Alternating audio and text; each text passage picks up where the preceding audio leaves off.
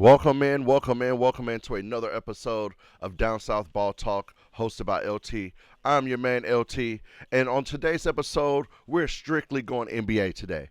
We're going to talk about what transpired yesterday with the draft lottery picks, and I am fired up. I am very fired up today. So, yes, let's get right into it. But before we do that, please follow all of my socials. You see them here. You see them here. Please follow them at Down South Ball Talk on all social medias except for X. It is at Down South BT. Now, yesterday, the draft lottery transpired, and the Washington Wizards got the number one pick.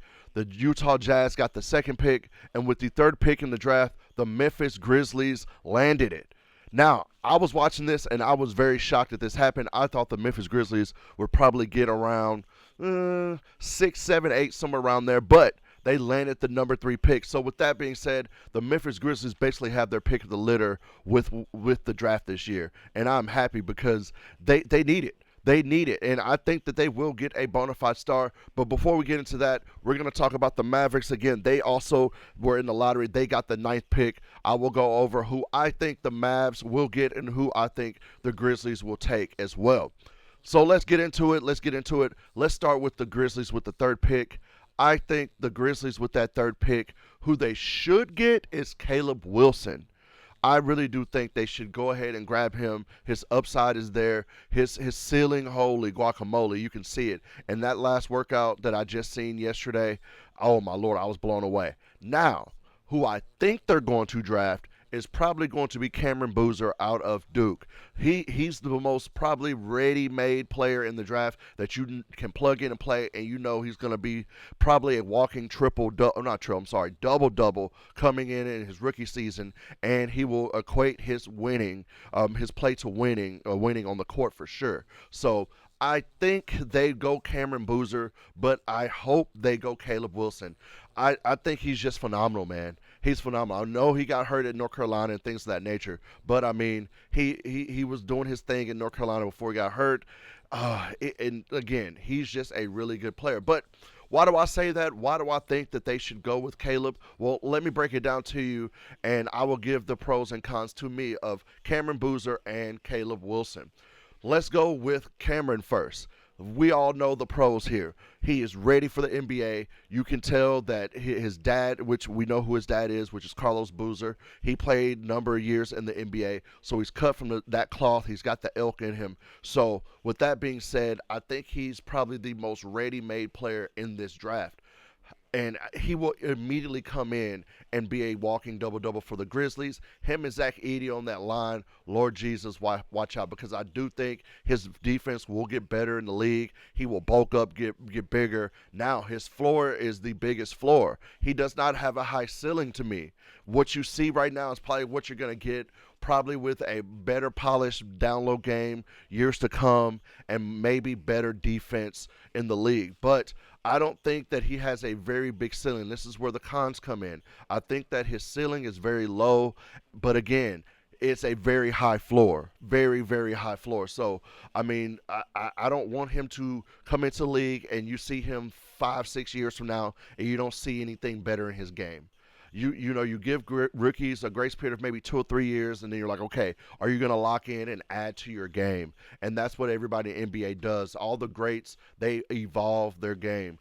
Whether it's, you get older, so you start shooting more jump shots. Whether you're a big man and used to be down low, but the game has evolved to the 3-point. So like Brook Lopez, he evolved his game to the 3-point perimeter shooting. So I think he turns into one of those players like that to where hopefully his game evolves, but we got to see it. However, Caleb Wilson, this guy right here, he would be the wing, the ideal wing that the Grizzlies have never had. Well, I won't say never, since Rudy Gay. Rudy Gay is the last dynamic wing that the Grizzlies had. And to me, I think Rudy did not live up to his potential. And I think he would tell you that on some of his interviews and things of that nature while playing in Memphis. He was just a young man trying to find his way.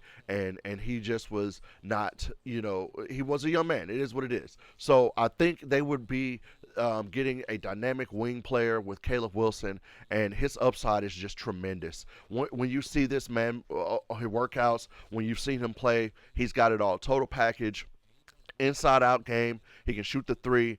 long guy, so I think his defense will translate to the league as well, and he will get better. Now, the only cons is, will he be healthy? I've seen that he obviously got hurt in North Carolina. He had some knick-knack things in high school as well. So, with that being said, that's the only con I see. Now, all of these things might change after the draft combine, after I see more workouts. You never know. As Stephen A would say, it's fluid. It's fluid. So next time we do this about the draft, and I will do a whole first round draft picks show one day coming up, and you never know, it might change. But right now, I think that Cameron Boozer will be selected third in the NBA draft this year, but I hope that it changes and they get Caleb, because I think Caleb Wilson fits in the system of Thomas Isilo's offense as well. The way they want to get up and down the court and push in transition and get the opposing's defense off their game and don't let them set up. With Cameron Boozer, he is more of a half court. Let's set the offense. Let's slow it down. Let's throw it down there and get him some shots, and or let him facilitate the offense, because I seen at Duke he was a good passer and he can facilitate. So I think in Thomas Isilo's offense, Caleb Wilson is definitely the better fit. However, the floor right now, and if you're looking to win right now, I understand it. You pick Cameron Boozer. I understand it. He is the most surefire, ready thing that you know what you're getting in this draft. Let's go ahead and go with the 16th pick that the Grizzlies also have. Let's go ahead and talk about that. We just won't talk lottery today. We'll talk about the 16th pick. And with the 16th pick, I think if they go Cameron Boozer, they will pick up a guard. And I think LeBaron Philbon from Alabama will be there. Hopefully he's there. If they pick him up and Cameron Boozer, now you're cooking. You're cooking. You have a bona fide scorer in Philbon. Now, the defense, I don't know if it'll translate. I didn't really see him play that much defense at Alabama, but you have a scorer. You have a scorer that can facilitate the ball. So I like that being the 16th pick for the Grizzlies. That's just my guess right now. But again, it could change. I could see some draft again, these opinions could change. All right. Let's move on to the Mavericks. The Mavericks, they were in the lottery yesterday, and they got the 9th pick.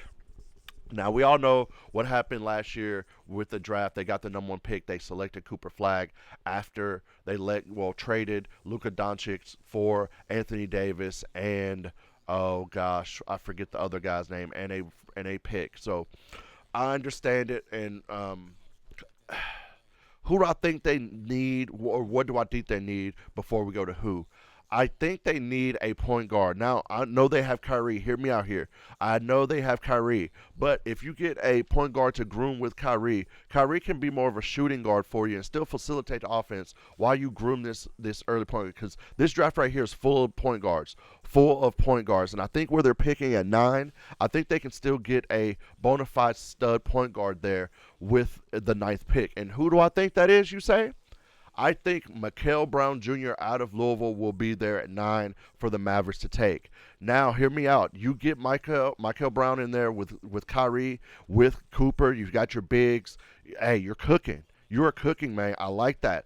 I like that a lot. I mean, he's a stud. He showed you at Louisville that he can score. What's some more things about this guy? Let me see. I looked up some stuff about Michael. I mean, when you look at him, he again, the defense, and I hate to keep saying this, it sounds like I just keep saying the same thing over and over, but these guards in this draft, and a lot of people in this draft, they are offensively just gifted. I cannot lie. They're offensively gifted. A lot of defense will not be played by a lot of these guys. But again, this is a good shot creator. He finishes at the basket, real crafty. And I like Mikael Brown. I didn't see a lot of him at Louisville, but again, I think that from what I did see and what the Mavs, and at that point, I think that is a good guard to pick. And again, what you're building with Cooper Flagg, it did not work out with him running the point. It kind of, caught up with him towards the end, and he kind of figured it out. However, and he was Rookie of the Year. However, I think you do need a solidified point guard to come in, and I think Mikael Brown could be that big. What is he, 6'5", I believe? Yeah. Excuse me. He's a 6'5" guard, long, and he's young. Only 20 years old. So you have time to build and time to work with him. and do some other things with that offense. Now, my next question is, and we'll get into that in another later date, is do you think Jason Kidd will be with the Mavs? Do you think after this season they will keep Jason Kidd if they have another bad season and they land another top jet lottery pick next season? Um, Again, we'll get into that. I I have my opinions on J Kidd. I think he's a good coach. I will sit here and say J Kidd is a damn good coach, but there's a lot of things going on with the Mavs, whether it's ownership, whether it's GMs, whether it's players that they have to figure out there in Dallas. But I do like Michael Brown Jr. going there.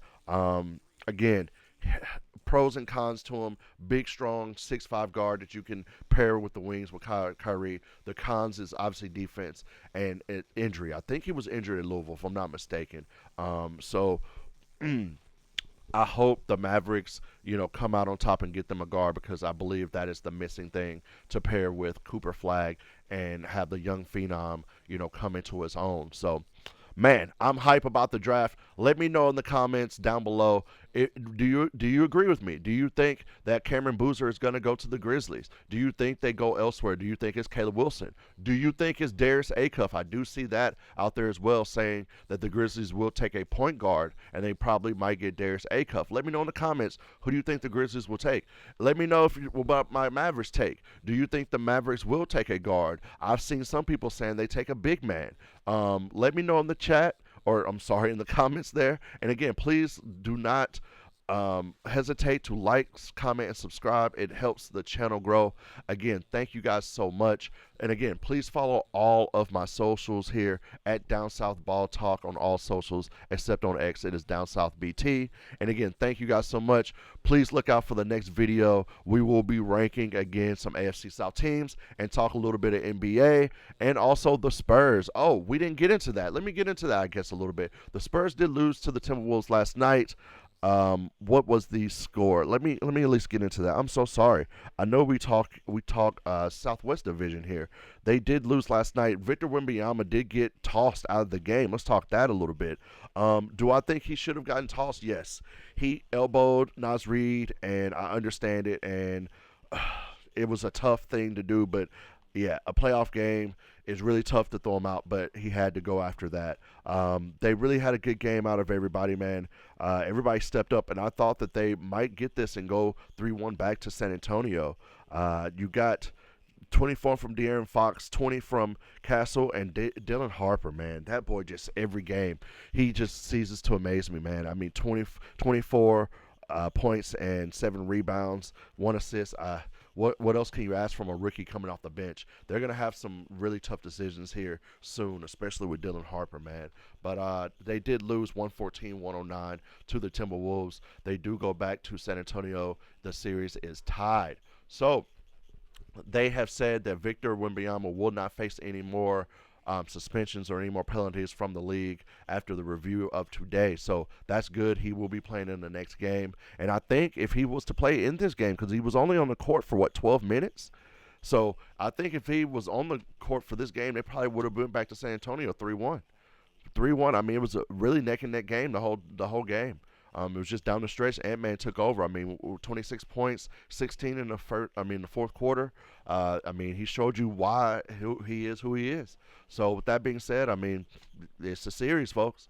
It's a series, and I really do think the Timberwolves have a chance. They have a chance. It's just will the Spurs pull it out and the young guns pull it out. So yeah, we'll see on that, and yeah, we'll obviously give our takes on the next game as well. But again, this is the latest episode of Down South Ball Talk. Thank you guys so much. And again, please like, comment, and subscribe on the video. I hope you have a good night.